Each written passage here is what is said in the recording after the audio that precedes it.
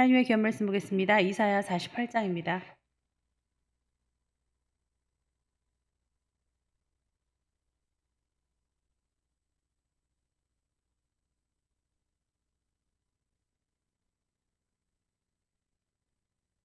이사야 48장 17절과 18절의 말씀을 함께 봉독하시겠습니다.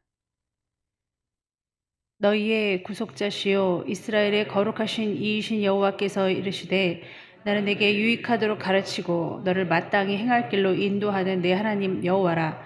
내가 나의 명령에 주의하였더라면 내 평강이 강과 같았겠고 내 공의가 바다 물결 같았을 것이며. 아멘. 기도하시겠습니다. 천지만물을 창조하시며 그것들을 통하여 우리에게 말씀하시고 심지어 하나님 우리 주위에 있는 많은 사람의 입술을 통하여 말씀하시는데도 우리는 너무 완고하고 교만하여 들리지 않고 보이지 않을 때가 너무 많이 있었습니다. 하나님이 이제 돌이켜 우리의 인생을 보니 죄뿐입니다. 하나님 그것을 깨닫는 자들 되게 도와주시고 왜 자꾸 나를 죄인이라고 말하느냐는 아버지 거부감과 그리고 변론과 자기 의와 그리고 아버지 대적함이 우리 안에서 말끔히 씻겨져 나가며 물리칠 수 있도록 이 시간도 능력 허락하여 주시옵소서. 이런 것들이 없는 한 하나님 우리는 겸손해질 수 있습니다. 하나님의 어떠한 가르침도 다 받을 수가 있습니다. 우리가 살아있기 때문에 억울해하고 힘들어합니다. 하나님은 아버지 이길 수 있는 연단만 주십니다. 그 말씀 믿게 도와주시옵시고 우리 마음의 연단을 잘 이기며 이 세상을 살아갈 때 우리 주님을 꼭 기억할 수 있게 도와주시옵소서. 예수님의 이름으로 기도합나이다. 아멘. 할렐루야. 네, 아주 즐겁고 편안한 여행을 잘 갔다 왔습니다. 그 여행을 가서 자연 만물을 보니까요. 참 하나님께서 정말 지혜롭게 정말 사랑과 평강으로 우리에게 정말 좋은 선물로 만드셨구나 하는 걸 느꼈고 그렇게 사나운 그 바닷물이 요동을 치는데 절대 그 경계선을 넘지 않는 모습을 보면서 참 다 순종하는구나. 다 찬양하는구나. 다 각기 자기의 일을 감당하고 있구나. 그러면 우리는 정말 어떤 사람이 돼야 되느냐. 우리는 살아가지고 왜 이렇게 순종을 잘 못하는가. 막 이런 생각도 했습니다. 과거에는요. 불과 정말 한 100년도 안 됐습니다. 정확한 연도수는 모르는데 그 한 50년 그쯤 전까지만 해도 그 유럽 등지에 그 변 있죠, 변. 소변하고 응가 그런 것들이 정말 많이 개선이 되지 못하였다 그랬습니다. 근데 이제 수로를 만들어서 그 변을 바다로 이렇게 쫙 끌어나가게 하는 그 하수도를 굉장히 2배로 크게 만든 게 이제 신의 한 수였던 거예요. 그전에는 길가에 변을 많이 이렇게 버렸다고 합니다. 소변이라든지 이런 것들을. 진짜 머리가 많이 적응이 안 되네요. 바짝 틀어 올려야겠습니다. 신경도 안 쓰이게. 그래서 그렇게 더럽게 그렇게 생활을 했었는데 바닷물로 그 변이라든지 이런 것들을 싹 직진으로 쫙 쏟는 바람에 그 바다가 그 모든 변들을 싹 머금고 하나님께서 짜게 하셨잖아요. 그걸로 막 소독시키시고 막 이러는 바람에 냄새도 더 이상 안 나고 바이러스로 인해서 병으로 인해서 좀 그 고생을 덜 했다는 얘기를 제가 들었거든요. 자, 그러므로 그 넓은 바다, 우리의 그 폐수라든지 우리의 인분이라든지 해결하지 못할 그 더러운 것도 그 큰 바다가 다 해결하는 거예요. 너무 놀랍잖아요. 너무 멋있잖아요. 어떻게 바다가 다 해결할 수 있을까? 근데 우리도 우리 안에 정말 해결해야 될 것들이 너무 많이 있습니다. 근데 우리는 야곱이란 말이에요. 야곱이 속이는 자 아닙니까? 어떻게든 아등바등 살아보려고 거짓말 되게 잘하고요. 사기치고요. 근데 그거에 대한 죄악의 마음이 없어요. 살려면 이래야 되는 거 아니야? 살아가야지. 우리가 살아간다라고 하는 그 모든 것 속에 그냥 하나님이고 뭐고 없이 그냥 막 달려가는 그러한 모습을 갖고 있는 그게 바로 야곱 아닙니까? 오늘 48장 1절에 야곱의 집이여 라고 말씀하십니다. 그러면서 너희는 이스라엘의 이름으로 일컬음을 받았다 이랬습니다. 야곱인데 이스라엘로 바뀌었어요. 언제 바뀌었습니까? 하나님하고 씨름했을 때.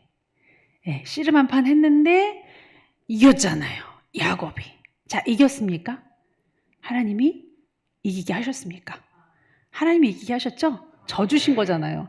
근데 이제 우리는 우리의 의로 그랬다고 생각하는 거예요. 너희를 굉장히 막 부자로 만들어주고 싶고 막 존귀케 하고 싶은데 내가 일부러 그렇게 안 하는 이유가 너희가 했다고 하니까. 바벨론 유수 70년인데요. 해방되니까 우리가 기도 많이 해서 그래. 내가 계속 금식했잖아. 막 이런 거 듣기 싫으셔가지고. 그래서 그랬다는 게 아니에요. 우리의 의가 하나도 없어요. 이제 여러분 신앙생활 하다 보면은 막 되게 요행을 만나거나 행운이 찾아오거나 되게 기쁜 날이 많이 있거든요.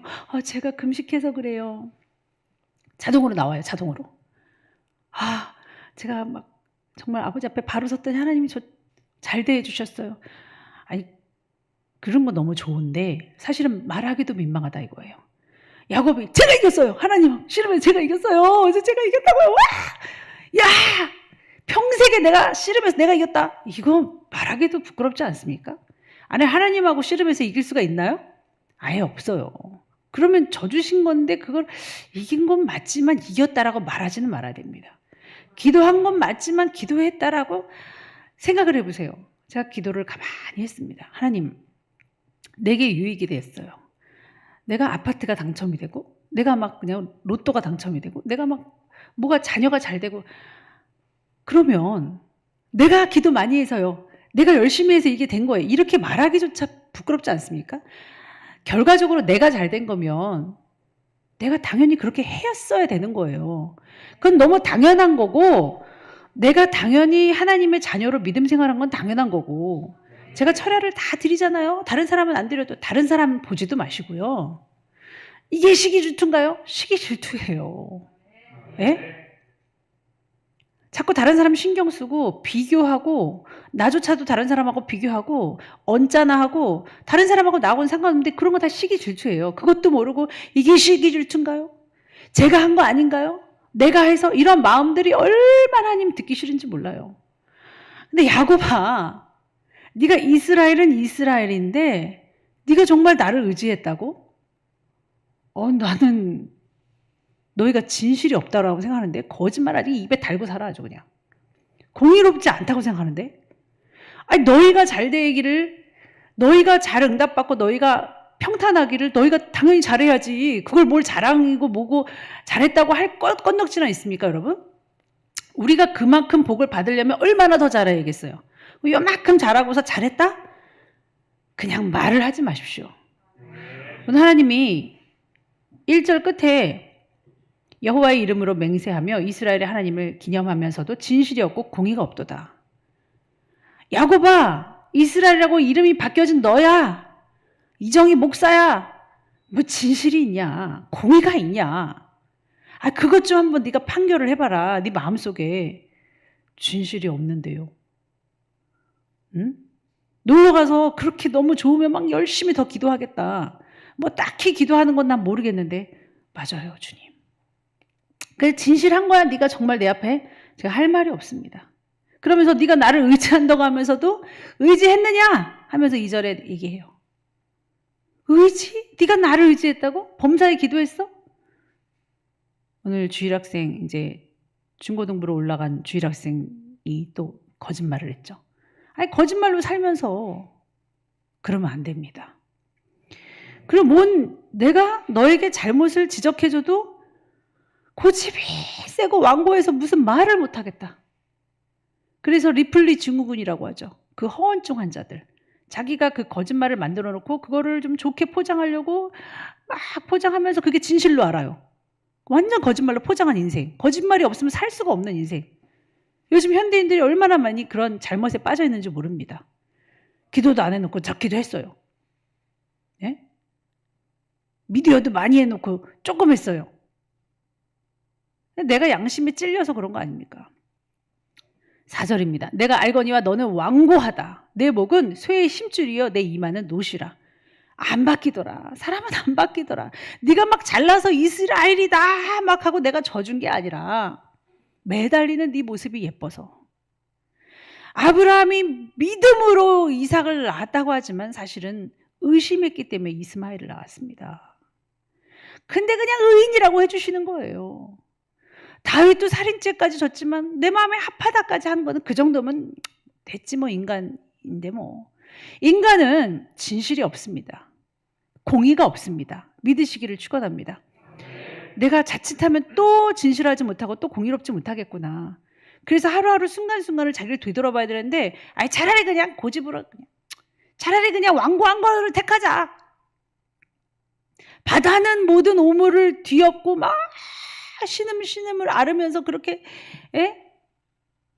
세척을 하고 깨끗하게 하고 다시 막 녹여내는데 그 소금기로 인해서 소독을 하는데 우리는 그게 안 돼요. 완고해가지고 그냥 거짓말을 그냥 진실로 그냥 믿어버리고 그냥 사는 거예요. 아니 난 괜찮은 사람이야.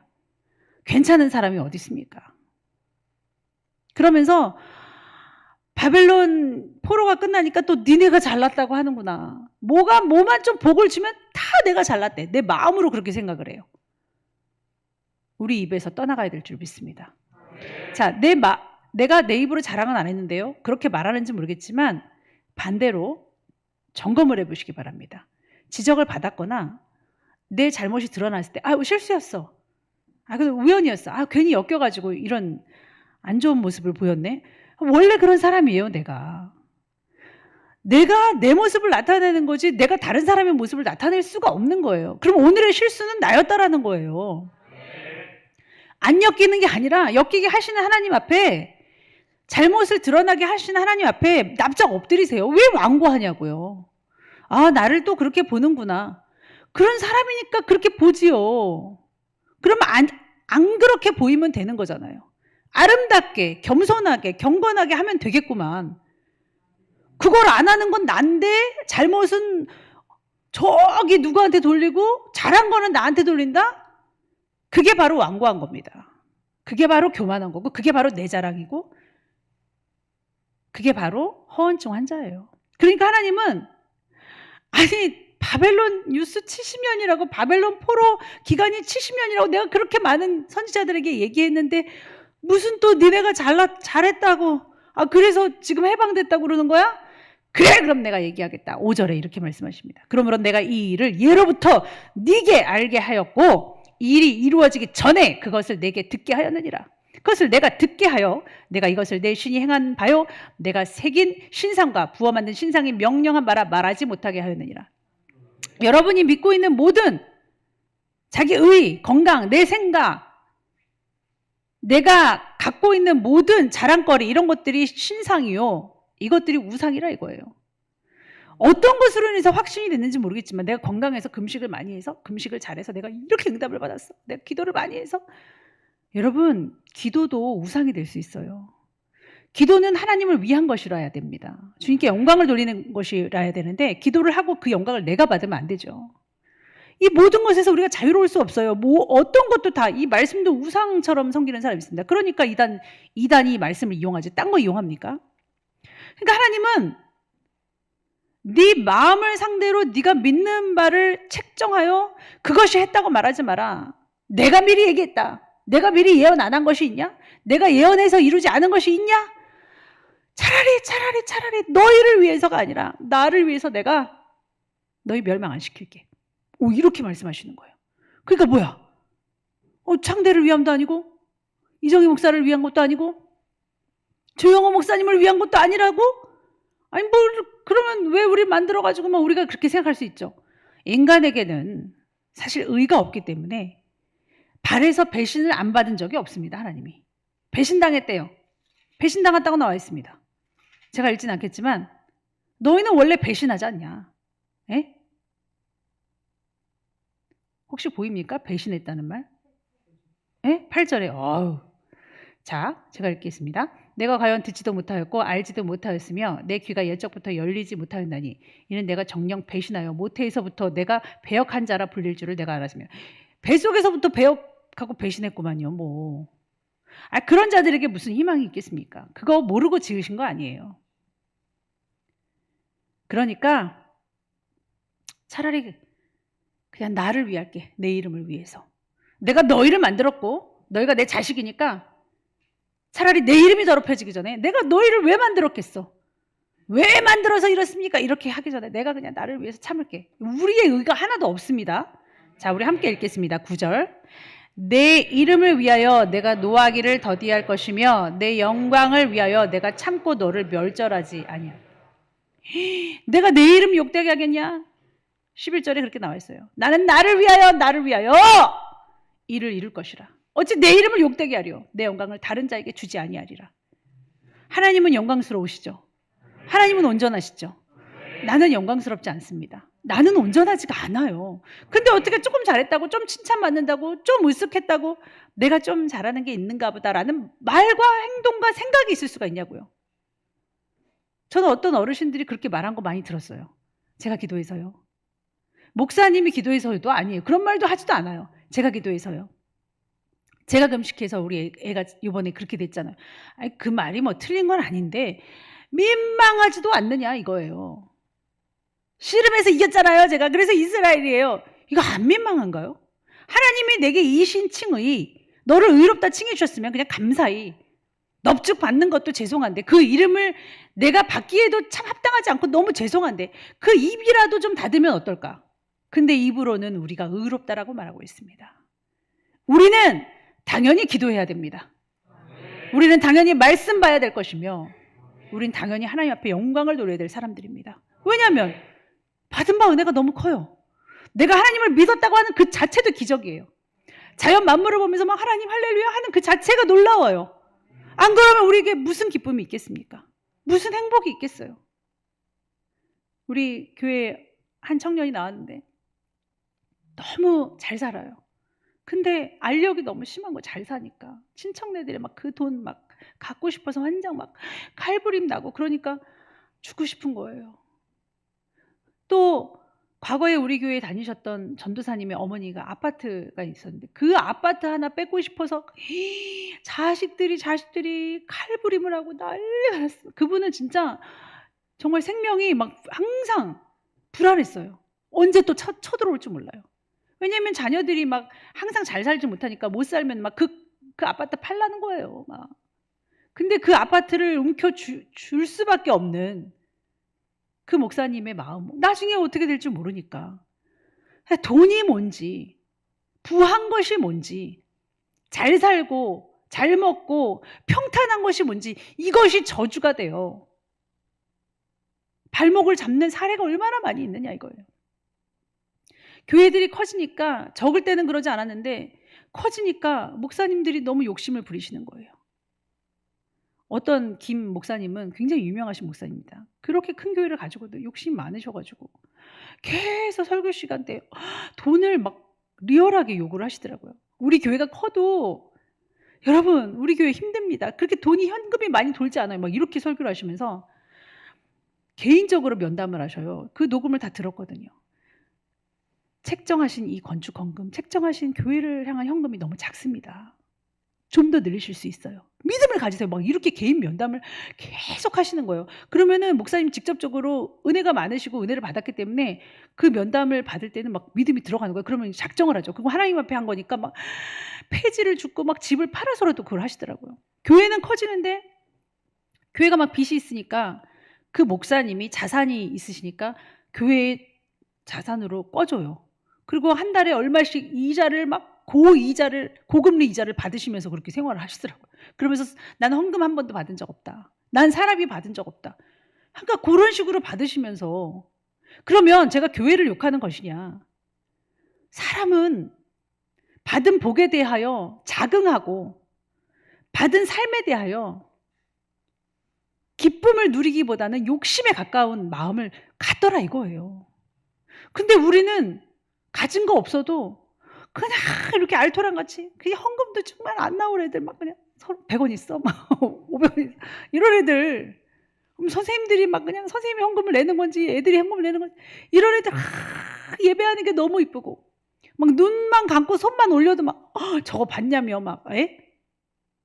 그러니 자연 만물을 볼 때 막 얼마나 눈물이 나오겠어요. 이 철야를 드릴 때 얼마나 이 온 세포가 살아서 숨쉬겠냐고요. 우리 이정수 집사님이 미디어를 너무너무 좋아하시다가 그 신상, 그 미디어를 갖다가 처분하시고요. 이 손으로 보는 이 신상의 이 우상에 빠지셨다가 다시금 회개하고 돌이키고요. 이제 말씀 위주로 기도로 위주로 가는 거예요. 근데 이제 아들은 불안하죠. 그러니까 주영 전사님이 어느 날 방문을 열었어요. 여지없이 이거 보시는 거예요. 그러니까 안 그러기로 해놓고 아빠, 그러니까 주영 전사님 말씀 딱 이렇게 하다가 말씀이야? 아버님 죄송합니다. 진짜 아니 집이든 어디든 맨날 이걸로 말씀을 보시니까 전에는 막 이걸로 막 그냥 박장대소하고 이게 막 나의 위로요, 이게 나의 삶이요 이랬는데 지금은 말씀 얼마나 멋있습니까? 그러니까 세상 것들이 세상의 자랑, 세상의 위로가 나를 끌어당기는 게 아니라 내가 그들을 끌어당겨서 막 그냥 할 수 있는 그런 사람으로 바뀌는 거 아닙니까? 우리는 완고함과 고집을 버리고 우상 딴지를 깨버리는, 우리의 자랑조차도 깨버린 너무나도 당연한 것을 우리 입으로 말하지 않는 겸손한 자들이 되시기를 축원합니다. 사랑해 주님 감사합니다. 우리를 너무나도 사랑하셔서 이렇게 작은 것에 감사할 줄 알고, 또 작은 것과 큰 것이 뭐가 있겠습니까? 범사에 감사할 수 있는 우리 교우들 되게 하심을 감사합니다. 아버지, 목사님부터 아버지 오래전부터 욕심이 없고 정말로 아버지 한 영혼을 천하보다 귀히 여기는 바람에 알토란같이 한 영혼 한 영혼들이 너무나도 귀하게 성장하였습니다. 주님 오실 날 가까운 이때에 우리의 믿음을 아버지 앞에 자랑하지 아니하고 정말로 당연히 드려야 될 것을 이것밖에 드리지 못했노라고 회개하는 심령으로 하루하루를 살게 하시고 더 성장해 갈 수 있도록 도와주시옵소서. 예수님의 이름으로 기도하옵나이다. 아멘.